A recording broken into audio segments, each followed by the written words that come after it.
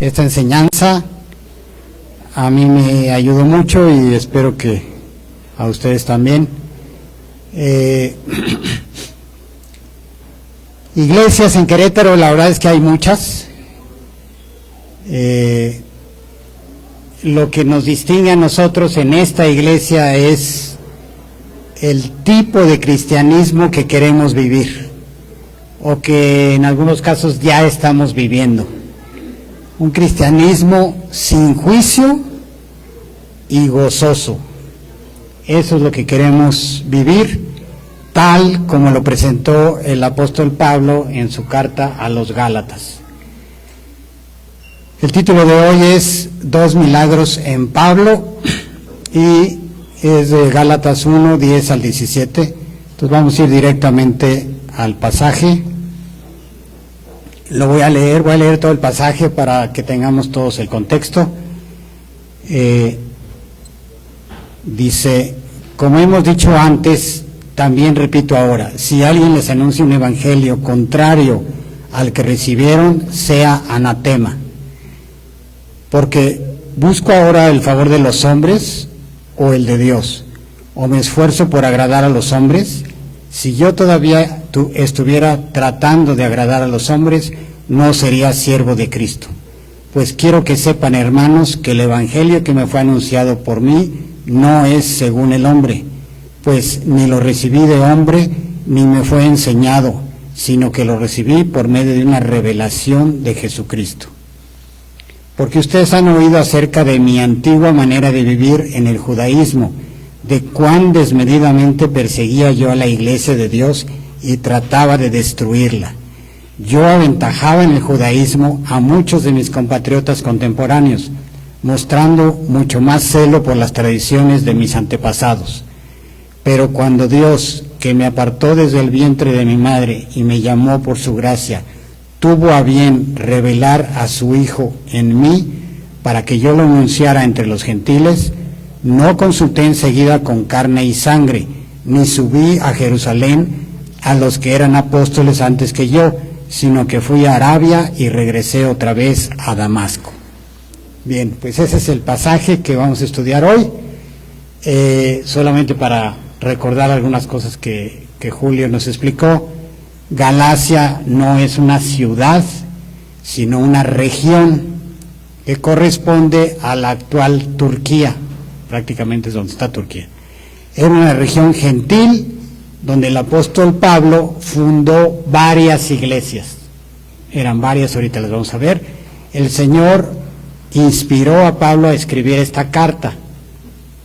Lo que leemos en la carta a los Gálatas es cierto que lo escribió Pablo con su manita, con su vocabulario, con su personalidad y su experiencia, pero cada palabra proviene de Dios, no solo en Gálatas, sino toda la Biblia. Pablo escribió 13 cartas del Nuevo Testamento y esta es la primera, cronológicamente hablando, la carta a los Gálatas. Entonces, ahí ven todo el mapa, está Europa en medio al centro, ahí está España, Francia, Italia, África está abajo y ahí un poco a su derecha está en un círculo rojo, está Turquía actualmente, Israel está en un circulito negro que está ahí abajito y el círculo azul grande es Arabia. Entonces en esa región nos vamos a estar moviendo hoy por el pasaje para que se ubiquen bien. Y aquí tenemos lo que es hoy Turquía, es toda esa parte, está formada por varias regiones. La que está en el centro verde es Galacia, y ahí en Galacia estaban 4 ciudades por donde Pablo pasó. En sus 3 viajes pasó por estas ciudades: Pisidia, Antioquía de Pisidia, Iconio, Listra y Derbe. Ahí pasaron muchas cosas y es muy interesante. Bueno, entonces ya estamos ubicados geográficamente.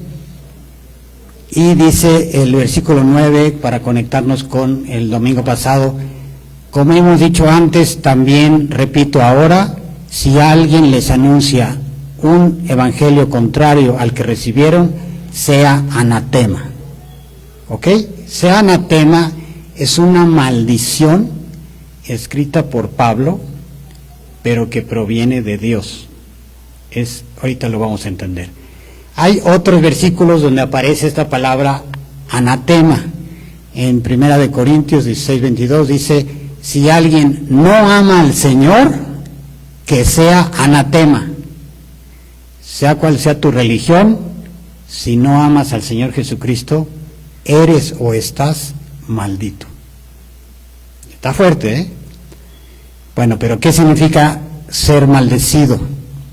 En Romanos 9:3, Pablo dice: desearía ser anatema, separado de Cristo por amor a mis hermanos. Entonces lo define como apartado de Cristo, separado de Cristo. Y en Mateo 25:41 dice Jesús: apartados de mí, dijo Jesús, malditos al fuego eterno preparado para el diablo y sus ángeles.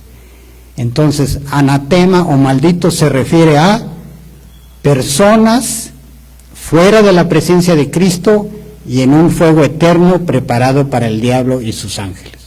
Eso es anatema. Entonces, ahora ya entendemos que la palabra que usó Pablo ahí donde dice sea anatema es muy fuerte. Muy fuerte. Bueno, a mí se me hace fuerte y espero que ustedes también. Y dice John MacArthur: Dios no menciona esta maldición eterna para que bostecemos y pasemos la página. Definitivamente no. Es para que pongamos mucha atención, para que veamos que aquí hay algo muy fuerte. El que pervierte el Evangelio sea maldito. Bueno, es algo fuerte. Y si acaso dudas de la existencia del diablo o de Satanás, Jesús habló del fuego eterno preparado para el diablo y sus ángeles, ¿sí? Entonces Jesús mencionó al diablo, y Jesús es Dios, y Dios no miente. Entonces, ¿tú crees que no, eso del diablo son puros cuentos para asustar a los niños? Bueno, Jesús no quería asustar a los niños, y Jesús mencionó al diablo. Entonces, debemos recordar que Satanás no es el Dios del mal, sino un ser angelical creado por Dios, pero que se rebeló contra Dios, engañado por su soberbia y su orgullo. Pero debemos reconocer que Satanás es realmente muy brillante, ¿eh? No te creas las caricaturas de Satanás. O sea, Satanás es mega brillante. De manera muy creativa ha soltado frases que se manejan como verdades absolutas prácticamente en todo el mundo. Ahí te va la primera. Satanás no existe, por lo tanto, no seas paranoico cuidándote de alguien que ni siquiera existe. ¿Sí? Eso es lo que se maneja. Ay, Satanás, no, ¿cómo crees? Eso ni existe. Bueno, Jesús no iba a hablar de una persona que no existe. Otra mentira: el Dios amoroso y todopoderoso de la Biblia tampoco existe, y la prueba es toda la maldad y sufrimiento en este planeta. Otra mentira: la verdad absoluta no existe, por lo tanto, no hay verdad ni hay mentira, todo es relativo. Sí las han oído, ¿no? Bueno, la cuarta: los que mueren se desintegran y no hay nada después de la muerte. Por lo tanto, come y bebe porque mañana morirás. Esa es la filosofía satánica. Eso es lo que anda esparciendo por todos lados. Y yo te diré algo: si te crees la mentira número 1, seguro o muy seguramente acabarás creyendo las 4. Es así de inteligente es Satanás. Bueno, no habían pasado ni 20 años después de la muerte de Cristo, ni 20 años, y ya existía una distorsión del Evangelio promovida por Satanás y sus agentes humanos. Pablo dice que hay cosas que no se deben tolerar. Así lo menciona. Aquí vamos a leer el pasaje.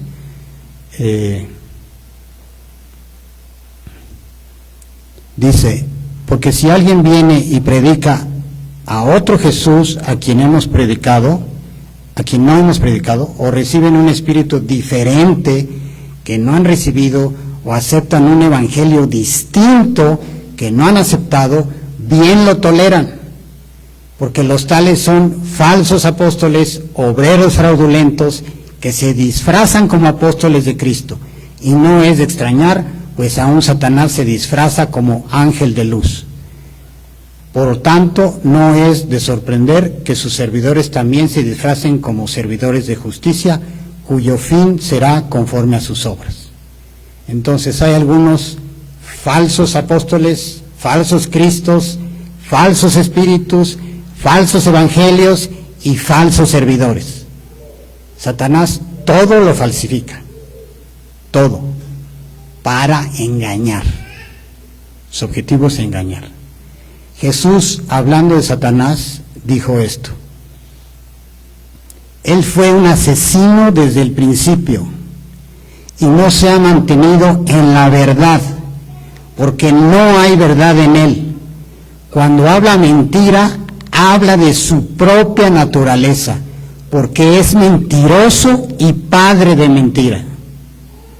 Bueno, ya más claro no se puede decir, y más fuerte. Entonces, ya sabiendo todo esto, adulterar el evangelio no es un detalle menor.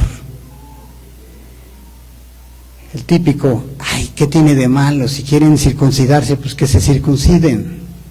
¿A quién le molesta si guardan el sábado? Pues que lo guarden. No pasa nada si obedecen las ceremonias, los rituales y las leyes dietéticas del Antiguo Testamento, que hagan lo que quieran. ¿A ti qué? Bueno, el problema no está en esas cosas en sí mismas, sino en llegar a decir con el tiempo que son necesarias para la salvación. Todas esas cosas, poquito a poquito, empiezan a manejarse, y al rato ya tienes un batidillo y algo que no es el evangelio. Ese es el problema. La idea de que para recibir la salvación hay que creer en Cristo y adicionalmente cumplir con ritos judíos es una grave distorsión de la verdad. Esto pasó en Galacia en tiempos de Pablo. La idea de que para conservar la salvación hay que creer en Cristo y adicionalmente hacer obras morales es una grave distorsión de la verdad. Y esto pasa en Querétaro hoy. Estamos viendo cosas muy actuales, ¿eh? Basta con que una persona empiece a añadirle obras al evangelio y es un cáncer que hace metástasis. En tiempos de Pablo, los cristianos judaizantes, eran cristianos, pero judaizantes, empezaron a añadir la circuncisión y otras costumbres judías. Hoy, yo le llamo los santurronizantes, añaden comportamientos moralistas al evangelio. Quizás las obras te parezcan inofensivas, pero no lo son, no son inofensivas. Si no entiendes bien que tu salvación fue solo por gracia, todo tu cristianismo se contamina. Ojo, y lo que sucede es que en la iglesia, la mujer que decide ponerse velo, o el que se bautiza, o el que decide no ir al cine o no bailar, toma esa decisión y se empieza a comparar con los demás. Y él se siente más espiritual. ¿Por qué? Pues porque yo ya tomé estas decisiones muy espirituales. Los demás son cristianos de segunda clase. Y el deporte preferido de estos santurrones es juzgar a todos los demás. Así va la dinámica, ¿eh? Si, por ejemplo, Dios te convence a ti de servir en los anexos o de orar todos los días, ¿sabes qué? Gracias a Dios. No te sientas mejor ni más espiritual que los que no sirven en los anexos o no oran todos los días. Ni quieras imponerle esto a toda la iglesia, porque Dios te lo mostró a ti, te convenció a ti, y tú quieres ya imponérselo a todos. Y así empieza la dinámica. Miren, esta película ya la vi. Si no estoy llorando, es porque no quiero hacer aquí una escenita. Pero esta película ya la vi, y es dolorosísima, es destructiva. Y casualmente lo mismo dice John Piper y John MacArthur: el legalismo es el peor mal de las iglesias hoy en día. Bueno, si nos metemos en ese túnel, se propaga la creencia de que la muerte de Cristo no santificó a nadie. Lo que te santifica es tu perseverancia en hacer obras santurronas. Poco a poco empiezas así a manejarse dentro de la iglesia. Es un falso evangelio que termina en fariseísmo y legalismo. Ojo, ojo, ni Pablo dice, ni yo lo estoy diciendo, que esas personas no sean salvas. Pueden serlo, yo no lo sé. Pero lo que sí estoy diciendo es que ese cristianismo se vuelve asfixiante, sin gozo, y finalmente deja a las personas sin iglesia, pues ninguna persona los merece, ninguna iglesia los merece, porque son demasiado espirituales, aislados, sin poder amar a nadie y sin ser amados por nadie. Ni remotamente cumplen con el mandamiento más grande, el amor a Dios y al prójimo. Pon atención en esto. Cristo murió por ti, si es que ya creíste en esto, cuando tú mentías, te emborrachabas, andabas en la fiesta y hacías muchas cosas más. Dios te amó hasta la muerte cuando tú no leías ni un versículo de la Biblia al día, ni ibas a la iglesia, ni ofrendabas, ni orabas. ¿Por qué ahora crees que debes hacer estas cosas para ganarte o conservar el amor de Dios? Solo por gracia te hizo su Hijo y te perdonó todo el día que creíste en Jesús como Señor y Salvador. No añadas obras de justicia para ganar, merecer o conservar la salvación que Dios ya te regaló para siempre. Ya te la regaló, no te la está cobrando, no quiere que hagas cosas, quiere que lo ames. Si lo amas, seguramente vas a hacer algunas cosas, pero primero hay que amarlo. Fíjate en esto, nunca vas a lograr que Dios te ame más que el día que te salvó. Y ese día eras un completo pecador.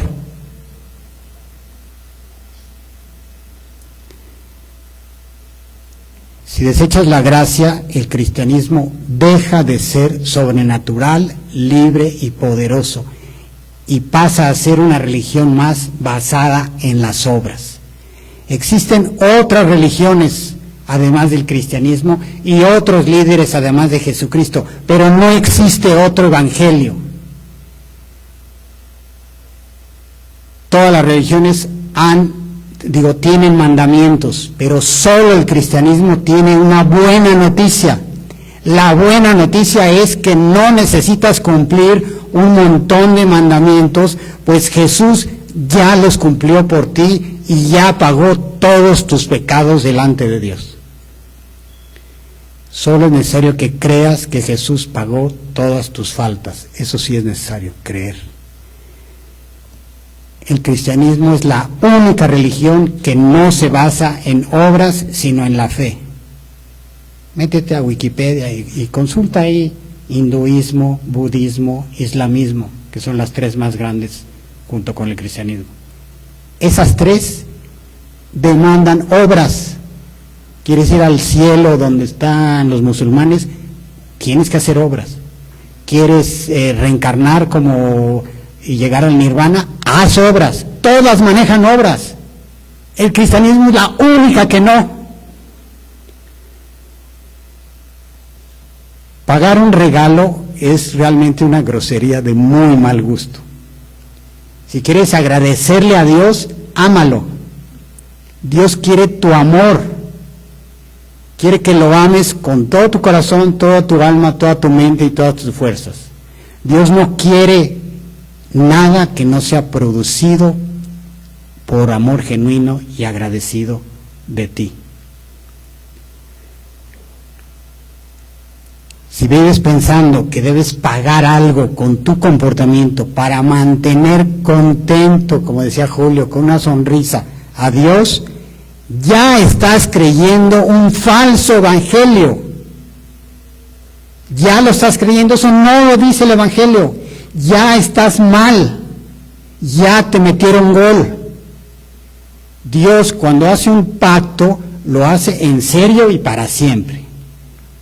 Dice aquí Juan, Jesucristo, de cierto, eso es amén, amén, ciertamente, ciertamente, o sea, más énfasis no se puede poner, y lo está diciendo Jesucristo, y ya para que Jesús, que nunca decía, solo decía cosas ciertas, diga, de cierto es porque va a decir algo muy, muy cierto. El que cree en mí tiene vida eterna. ¿Qué parte es la que no se entiende? No dice, si hace esto, si, no, nada. El que cree en mí tiene vida eterna. Claro que sí, el evangelio es un poco más completo que eso. Sí, Dios espera que te arrepientas, pero Él lo va a hacer. Él lo va a hacer si tú crees en Jesús. Y dice acá el Antiguo Testamento, Dios no es un ser humano para que mienta o cambie de opinión. ¿Acaso Él no hace lo que dice? ¿O no cumple lo que promete? Si Dios ya prometió la vida eterna solo por creer, sin obras, ese es el punto, sin obras, ¿no lo va a cumplir? Claro que lo va a cumplir.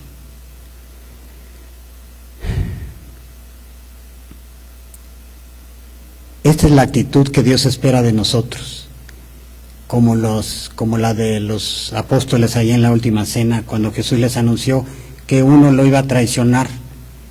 Todos le preguntaron, ¿seré yo? ¿Seré yo? Esa es la pregunta, esa es la actitud, preguntarme si acaso yo estoy desviando y creyendo un evangelio que no es el evangelio. ¿Seré yo? Y ahí están algunas preguntas para reflexionar. Y ojo, este diferente evangelio no vino del extranjero, del Islam o de la India, vino de los creyentes. Eran creyentes que se decían hermanos y ya estaban predicando un evangelio diferente. Sigue el pasaje diciendo, porque busco ahora el favor de los hombres o el de Dios, o me esfuerzo por agradar a los hombres. Si yo todavía estuviera tratando de agradar a los hombres, no sería siervo de Cristo. Si quisiera agradar a los hombres, si Pablo quisiera, para empezar, a nadie le llamaría anatema. Obvio. Oye, ¿a quién se le ocurre? No le llamaría a nadie anatema. Si quisiera agradar a los hombres. El falso evangelio tiende a agradar a los hombres. Los legalistas o santurrones buscan alguna de estas dos cosas, la alabanza de los hombres o la satisfacción de cumplir sus propios estándares, inventando justificaciones para no cumplir los mandatos de Dios. Al predicar el verdadero evangelio, Pablo solo buscaba agradar a Dios. al predicar un falso evangelio, los anatemas buscan agradar a los hombres. Los creyentes de Galacia y de todos los lugares que Pablo visitó en sus 3 viajes misioneros, creían que Pablo era un apóstol de Jesucristo que hablaba en el nombre de Dios. Por otro lado, los cristianos judaizantes atacaron estas dos cosas: el mensaje que Pablo predicaba, o sea, el evangelio, y la autoridad que afirmaba Pablo tener, o sea, su apostolado. Se fueron sobre estas dos cosas que son bien críticas. Estas personas decían que el objetivo de Pablo era complacer a los hombres, ser popular, aceptado y querido. Decían, quiere ser atractivo y por eso quitó del evangelio las obras judaizantes a fin de poner las cosas fáciles a los gentiles. Qué brillante, ¿no? O sea, la verdad, buen argumento para fastidiar. Le quitó todo para ponerse las facilitas y agradar a los gentiles. Si dijera la verdad, exigiría que los gentiles se circuncidaran y cumplieran las tradiciones, eso decían ellos. Cuando la verdad es precisamente lo contrario. Los cristianos judaizantes eran los que buscaban complacer a los judíos y habían añadido tradiciones judías al evangelio para congraciarse con los judíos y no ser perseguidos por los judíos. Exactamente era al revés. Su argumento contra Pablo era, en resumen, así: todos sabemos quiénes eran los 12 apóstoles y que el apóstol Judas fue un traidor que finalmente se suicidó. Y también sabemos que Matías fue elegido por Dios para ocupar su lugar. Pero este Saulo, ahora llamado Pablo, no estuvo el día de Pentecostés cuando nació la iglesia, pues en ese entonces era un incrédulo. Era un fariseo, fanático y celoso, un blasfemo, un perseguidor de Cristo y de los cristianos. ¿Cómo pues puede decir ahora que es un apóstol? O sea, ellos tenían su argumento también contra Pablo. ¿Cómo pueden decir que es un apóstol? Entonces Pablo, en los siguientes versículos, defiende su autoridad. Dice, pues quiero que sepan, hermanos, que el evangelio que fue anunciado por mí no es según hombre, pues ni lo recibí de hombre, ni me fue enseñado, sino que lo recibí por medio de una revelación. Aquí es la palabra apocalipsis, una revelación de Jesucristo. En griego, ¿no? Pablo responde las preguntas: ¿cuál es tu mensaje y de dónde lo sacaste? Básicamente eso es lo que están atacando. Entonces Pablo responde esto y dice, en realidad no es mi mensaje, en el sentido de que se ha inventado por mí, sino el evangelio de Jesucristo anunciado por mí. Pero es el evangelio de Jesucristo, no es algo que yo inventé. Los 12 apóstoles recibieron el evangelio durante 3 años de labios de Jesús y además vieron a Cristo resucitado. Eso fue único para los apóstoles. Esa es la definición de apóstol, de hecho. Ellos decían, si Pablo llegó mucho después, ¿por qué debemos creer que es un apóstol? Y Pablo responde, porque recibí el evangelio exactamente de la misma manera que los 12, de la boca de Jesús. No lo recibí en Jerusalén, ni de segunda mano, ni de los creyentes de Damasco, sino por medio de una revelación directa de Jesucristo. Que eso fue lo que les pasó a los apóstoles. El evangelio que predico no proviene de los hombres, no lo inventó un hombre, el autor es Dios. Es un milagro lo que inmediatamente produjo en mí, dice Pablo, y es un milagro que me lo diera Jesús resucitado. Dicen, si la historia de Jesús fuera una invención, tendríamos que adorar más al inventor que al héroe. Piénsalo. Si alguien inventó al personaje de Jesucristo, dime quién es y yo voy a adorar a esa persona. O sea, Jesús no pudo ser inventado por nadie. Jesús, es único. Que eso es santo. Por supuesto que Saulo había escuchado hablar de Jesucristo, pero era un conocimiento muy limitado y muy superficial. O sea, durante las persecuciones, pues obvio, Pablo había escuchado hablar de Jesucristo. Pero en el camino a Damasco, ojo, de 4 a 7 años después de la resurrección de Cristo, es cuando Pablo va a Damasco. Ya Cristo había resucitado de 4 a 7 años antes. Y ahí Cristo se le aparece con una luz que descendió repentinamente, lo arrojó al suelo y lo cegó. Pablo escuchó: yo soy Jesús a quien tú persigues. Y en ese momento todo cambió.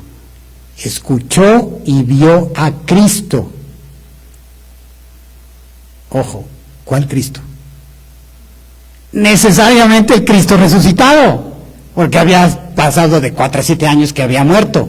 Entonces, ¿a quién vio? A Cristo resucitado, obviamente.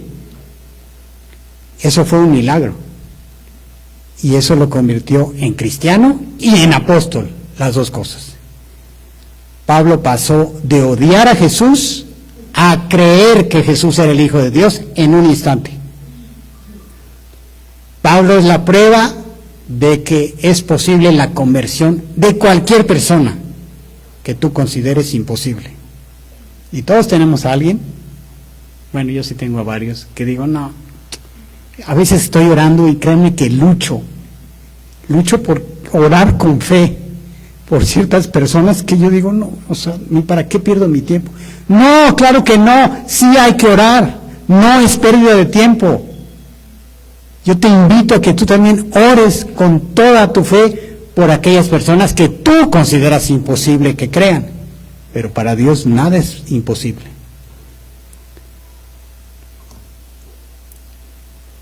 Dice después: porque ustedes han oído acerca de mi antigua manera de vivir en el judaísmo, de cuán desmedidamente perseguía yo a la iglesia de Dios y trataba de destruirla. Yo aventajaba en el judaísmo a muchos de mis compatriotas contemporáneos, mostrando mucho más celo por las tradiciones de mis antepasados. Entonces, dos cosas marcaron el estilo de vida de Pablo antes de su conversión.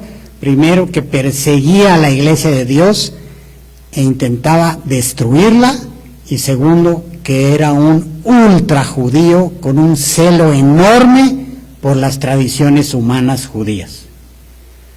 Pablo quería destruir el evangelio, pues lo consideraba una blasfemia. Por eso los judíos habían matado a Cristo, por blasfemo. Oye, eres un blasfemo, eres un hombre y dices que eres Dios, eso se llama blasfemia, vas a la cruz, se acabó. Pablo consideraba a todos los cristianos blasfemos. En Hechos 26, Pablo comparte lo que él hacía al rey Agripa y le dice: no solo encerré en cárceles a muchos de los santos con la autoridad recibida de los principales sacerdotes, sino que también cuando eran condenados a muerte, yo añadía mi voto. Quizás él no los apuñalaba, pero él votaba: sí, mátenlo. A este también mátenlo. Yo voto porque sí se muera. Que lo maten. Y esto fue lo que lo llevó a Damasco. Damasco está hasta el norte, o sea, está fuera de Israel. Es otro país, es Siria. Y hasta allá fue Pablo a perseguir cristianos para traerlos y que los mataran. Eso es celo, Eso se llama celo judío. El argumento de Pablo entonces es este: si yo era hiperceloso de las tradiciones judías, ¿cómo en un instante me detuve y me convertí en predicador de Jesucristo y del Evangelio? O sea, ¿Qué están diciendo? ¿Cómo pude cambiar para que en 3 días estuviera predicando a Jesús como Hijo de Dios, usando el Antiguo Testamento, que Pablo se lo sabía al derecho y al revés, y las palabras de Jesús? Un ultra religioso no cambia de opinión súbitamente. Los cristianos no lo convencieron, los había escuchado y solo le causaban repugnancia. Eso no puede venir de los hombres sino de Dios. Jesús le reveló milagrosamente el Evangelio en el camino a Damasco. Y eso fue un milagro.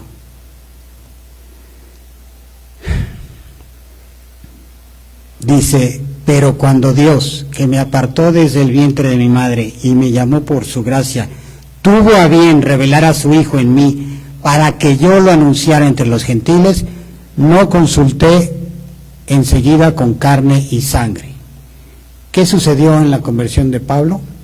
Pero cuando Dios, ahí Dios irrumpe en la vida de Pablo, pero cuando Dios, y así varios de nosotros tenemos un pero cuando Dios, es maravilloso. Si conoces a Dios es porque Dios te eligió desde antes de que nacieras. Cuando una persona va obstinadamente en una dirección y de repente se detiene, da media vuelta y empieza a ir en dirección opuesta, tiene que haber una explicación. Eso no pasa así porque sí. Pablo dice que en su caso particular la explicación es que Dios lo salvó. Ocurrió el milagro de la conversión. Dice en el versículo 15, Dios me llamó por su gracia. ¿Por gracia? ¿Gratis? ¿Sin merecer? ¿Sin ganar? Por gracia, Dios hizo el milagro de cambiarle el corazón. Este fue el llamado eficaz a la salvación en el camino a Damasco. Pablo reconoce claramente que fue por gracia, pues él no se lo ganó ni se lo mereció, al contrario, él estuvo molestando bastante a la iglesia de Jesucristo. Y saben que yo puedo decir lo mismo. Por su gracia, hace 40 años, Dios me buscó y me llamó. Yo no lo estaba buscando. Dios me buscó a mí. Y seguramente varios de ustedes podrán dar testimonios padrísimos de lo que hizo Dios en sus vidas. Pablo incluso dice que Dios hizo todo esto para algo. Dios tuvo un propósito, dice Pablo, para que yo lo anunciara entre los gentiles. Y entonces el perseguidor fanático y malvado se convirtió en predicador. En un instante Pablo pasó de estar dispuesto a matar cristianos a estar dispuesto a ser asesinado por ser cristiano.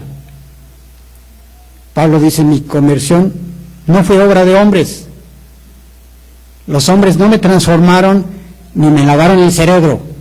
Mi conversión fue obra de Dios mismo.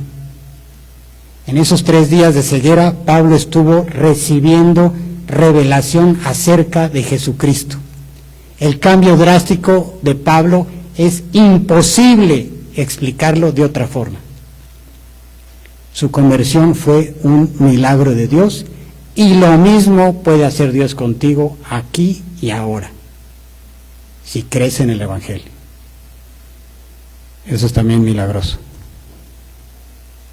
Y el clamor de Pablo es este mismo milagro les ocurrió a ustedes, Gálatas insensatos. ¿Por qué ahora están regresando a las obras de la carne, a lo no milagroso? Si ya recibieron milagrosamente el Evangelio, ¿por qué regresan a lo no milagroso, a las obras? Al pórtate, haz, lee, no sé qué, inventa lo que quieras. No es por ahí. Dios ya lo hizo, Dios lo va a hacer en ti. Tú nada más tranquilízate y abandona ese moralismo. La respuesta de Pablo a los Gálatas y a nosotros hoy en Querétaro es la misma.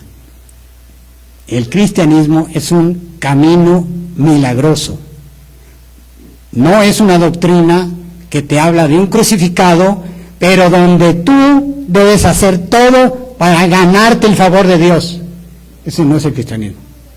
Ese ya es un evangelio diferente. No es un club de personas moralistas que se esfuerzan por mejorar su vida. Eso no es el cristianismo. Romanos 11:6 dice, pero si es por gracia, ya no es a base de obras. De otra manera, la gracia ya no es gracia. Y si es por obras, ya no es gracia. De otra manera, la obra ya no es obra. Muy brillante el argumento. Dicho con otras palabras, la gracia y las obras son mutuamente excluyentes. Es o una o la otra. Así. Y lo resume de manera concisa Efesios. Fíjense bien en esto. Pongan atención porque esto está poderoso. Porque por gracia ustedes han sido salvados por medio de la fe, y esto no procede de ustedes, sino que es don de Dios, no por obras para que nadie se gloríe. Tú dices, ay, bueno, cuál poderoso ese versículo, ya me lo sabía. Sí, seguramente.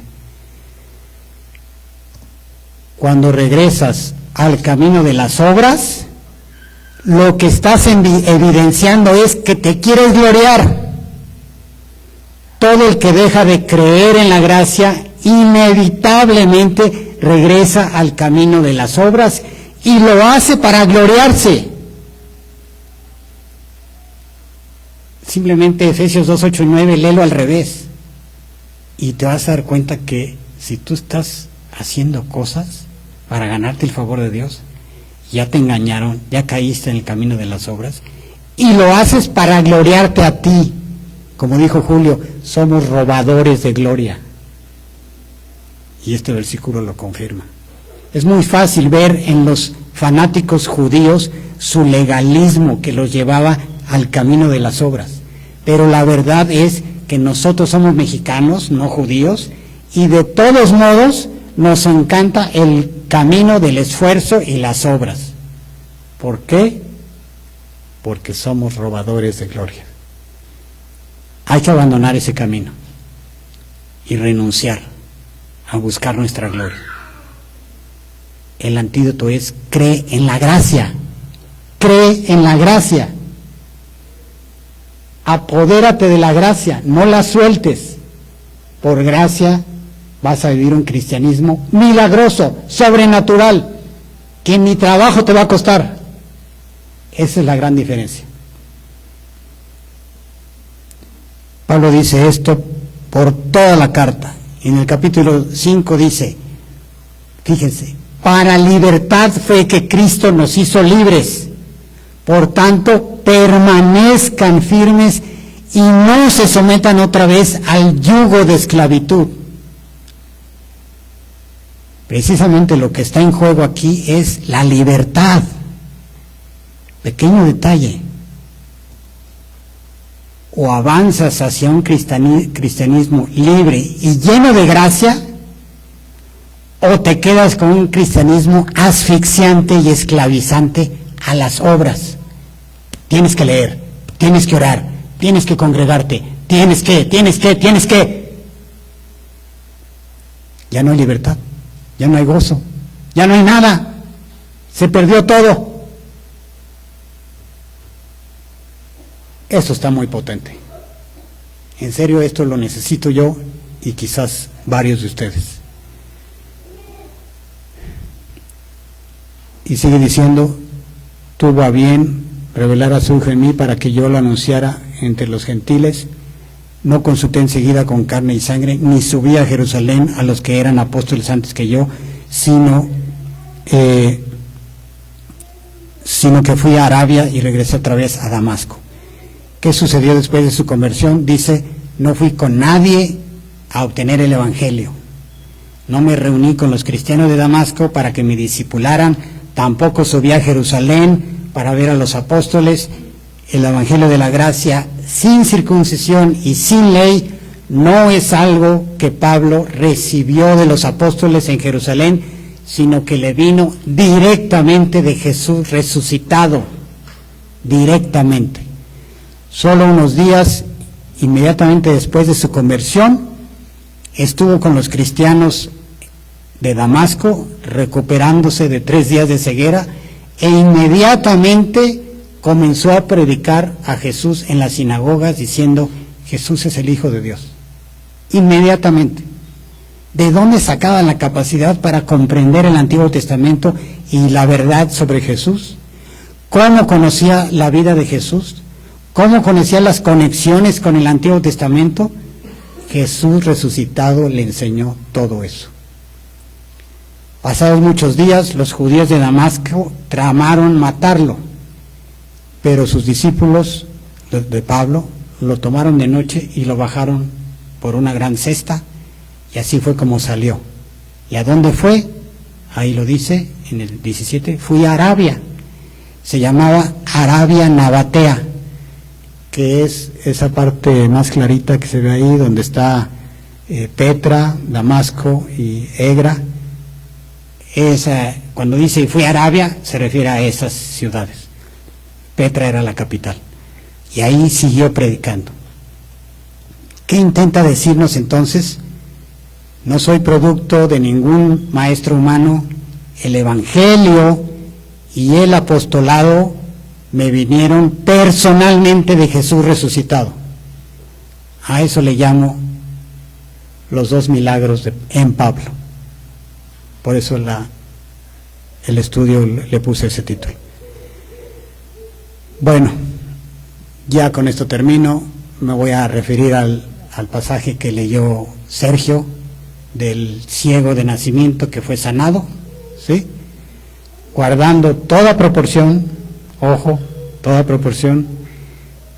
Hace 40 años Cristo salvó a Rebe, y 6 meses después me salvó a mí. Al principio no fuimos a ninguna iglesia, ni tomamos clases de teología en ningún lado, no hicimos nada. Sin embargo, en pocos meses, Carlos, mi hermano, nos dijo: yo quiero lo que ustedes tienen. Nos preguntó: ¿qué hicieron? Le contestamos: solo creímos que Jesús murió por nuestros pecados en la cruz. Parafraseando lo que nos enseñó Sergio, una cosa sé, que yo era pecador y ahora soy hijo de Dios y tengo vida eterna. Como dijo el ciego, una cosa sé, que yo era ciego y ahora veo. Eso fue lo que yo le dije a mi hermano. Le di un videocassette con una predicación evangelística, porque yo no sabía ni compartir el evangelio. Pero Dios ya me había transformado. Qué curioso, ¿no? Qué curioso. Ni siquiera podía compartir yo el evangelio, pero Dios ya me había transformado la vida. Desde entonces Dios empezó a buscar a Carlos.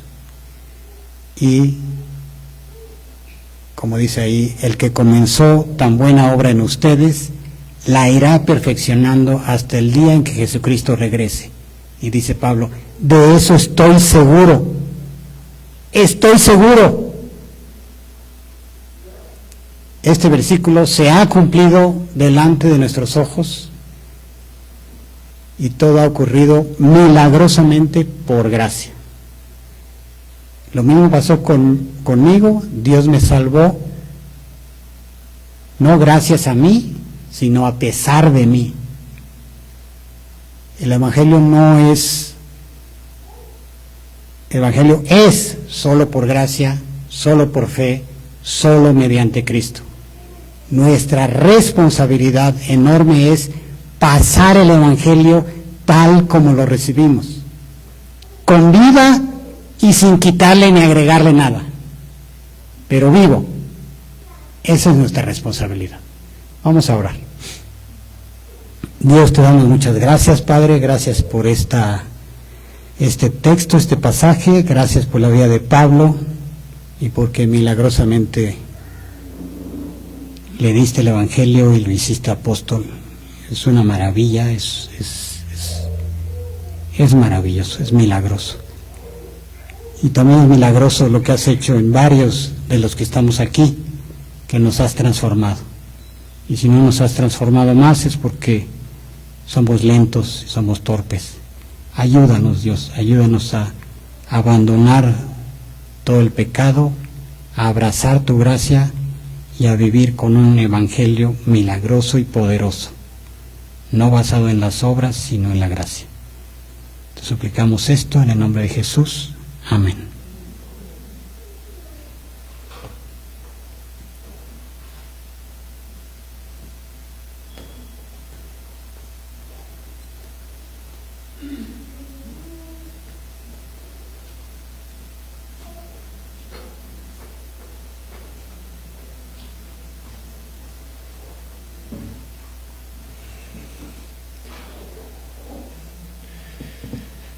Dios no se agrada de nuestras ofrendas si no tenemos el corazón correcto, porque Él es dueño de todas las cosas y Él no necesita de nada de lo que podamos tener. Sin embargo, Él nos da la oportunidad de poder mostrarle el amor que tenemos hacia Él y que no dependemos de las cosas materiales, sino que Él quiere un corazón dispuesto, que pueda amarlo, que pueda ser sincero con Él y que pueda entregarse de corazón.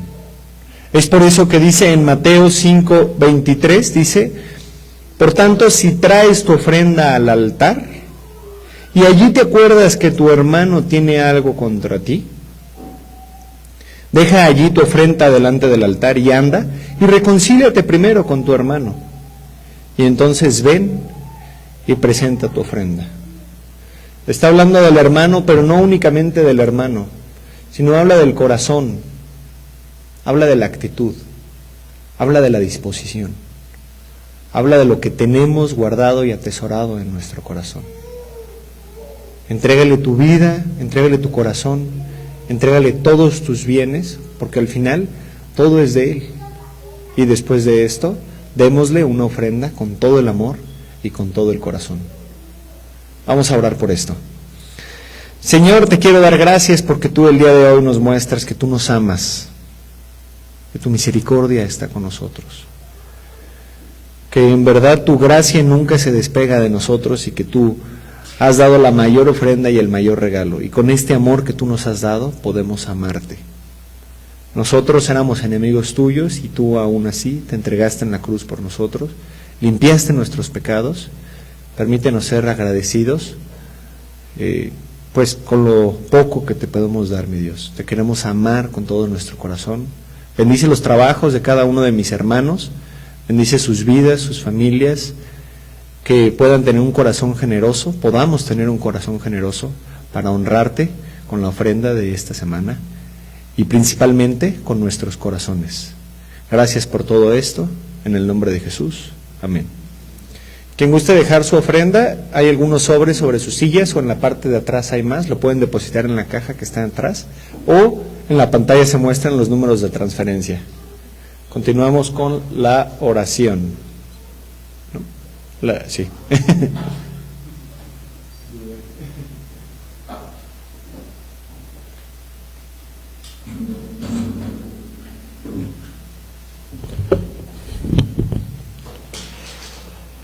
Bueno, vamos a orar. Ahora sí que es un privilegio como iglesia, pues también que parte de nuestro servicio sea la oración congregacional. A veces lo hacemos en grupos y bueno, hoy vamos a orar juntos como iglesia. Entonces les pido que inclinemos nuestro rostro para orar a Dios. Padre, pues te agradecemos mucho por este día, Señor. Gracias por tu palabra, Señor. Gracias por la vida de tu Hijo Jesucristo. Gracias por tu Espíritu Santo, Señor, que mora en nosotros.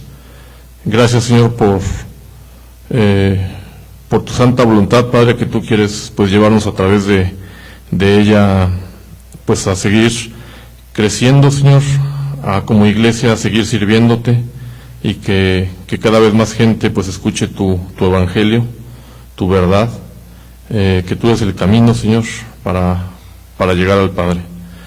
Señor, pues en ese sentido te queremos pedir mucho por nuestro país, que está tan necesitado, Señor, de tu palabra, de tu palabra de paz, Señor, de tus anuncios de amor, de misericordia y de perdón. Queremos pedirte que donde tú nos hayas puesto, Señor, en nuestro trabajo, en nuestro hogar, con nuestros vecinos, en la escuela, en la universidad, pues que tú nos abras puertas, Señor, para hablar de ti,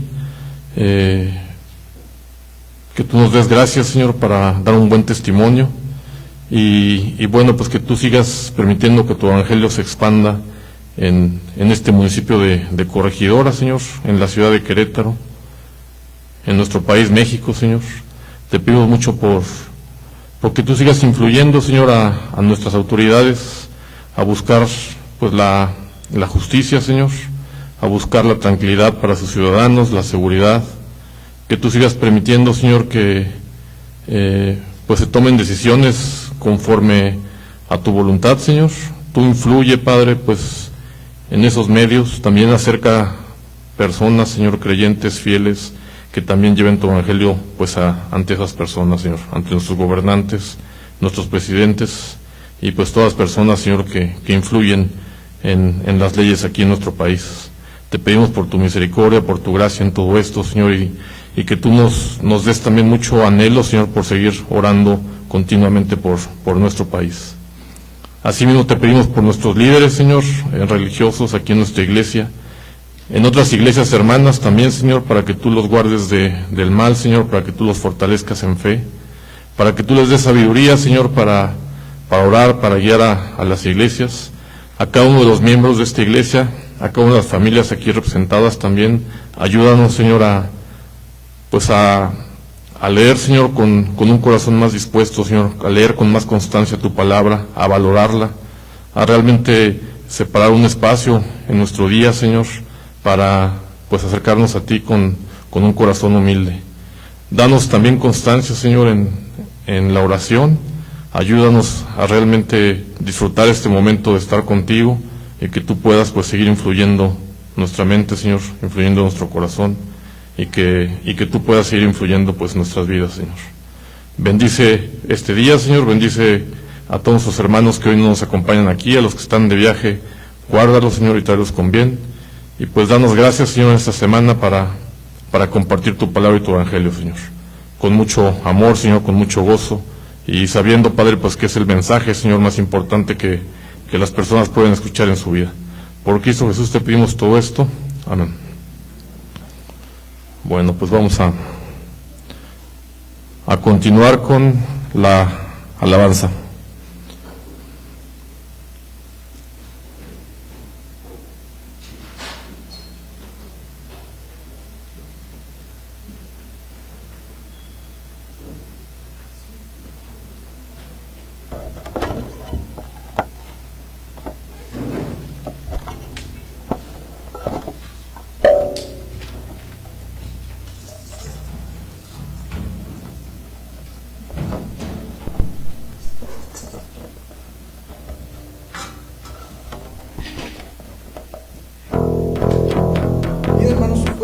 Vamos a terminar con esta alabanza que se llama Dios muestra su amor.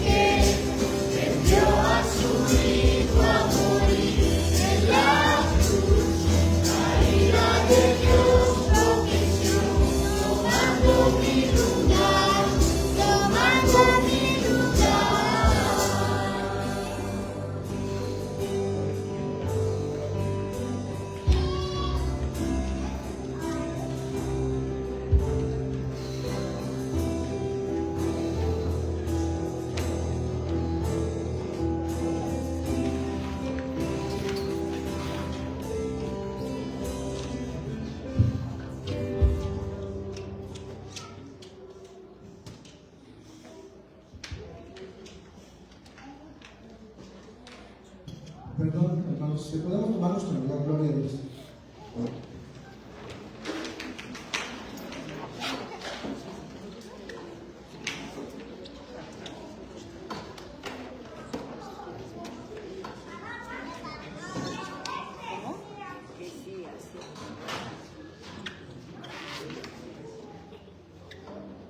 Ya prácticamente solo son unos anuncios.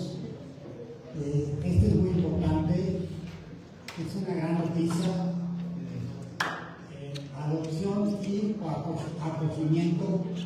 acogimiento en Querétaro. Las dos ya están aprobadas, autorizadas y funcionando. Quien de ustedes que quiera adoptar un niño, contacte a la licenciada Raquel Gutiérrez, ahí está el correo y su celular y puede adoptar un niño. Cualquiera de ustedes que quiera acoger a un niño, ¿qué es acoger? Es como una adopción pero temporal. Puede decir 3 meses, 6 meses, 3 años, 15 años. Es temporal. Eso también ya se puede. A lo mejor no lo valoran, pero hace años era imposible. O sea, Querétaro de hecho fue de los últimos estados en aprobar el acogimiento. Pero ahora ya se puede.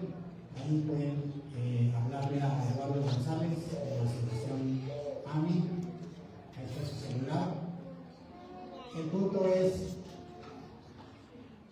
si alguna familia de aquí adopta, acoge a un niño, 6 meses, yo le pregunto, ¿no le podrán cambiar la vida a ese niño en 6 meses?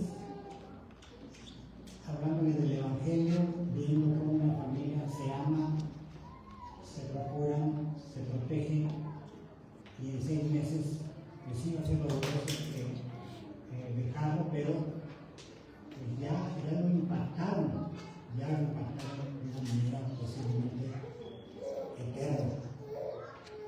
Eso vale mucho. Simplemente pongan en oración y considérenlo. Para los que ya estamos mayorcitos, John Piper adoptó un niño cuando yo creo que tenía 50 años. Entonces, no es imposible. Bueno, ahí están ya los números. Los cumpleaños, bueno, ya nada más falta el de Alan. ¿No? Sí, exacto, el de Alan. Ya me lo va a hacer. Felicidades a Alan y a todos los demás. Y bueno, el próximo fin de semana, aquí mismo, tendremos la celebración de los 40 años de matrimonio de Rey conmigo. Y están todos invitados a un servicio especial, que al final va a haber una comida. Todos están invitados y esperamos que aquí podamos ver y disfrutar de varias cosillas.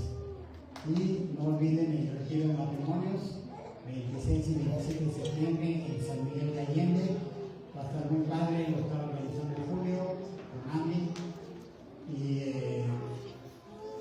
si pueden aportar, ir aportando 500 pesos o lo que puedan parcialmente, es mejor, así el gasto no se acomoda, ¿no? Bueno, cualquier duda, preguntas o comentarios, ahí pueden mandar un mail o decirme a mí en persona o WhatsApp, cualquiera. Quise tener esa retroalimentación de oye, esto no entiendo, esto, ¿por qué lo hacemos así? ¿sí? Necesitamos que nos digan qué piensan. Bueno, pues con eso estamos despedidos.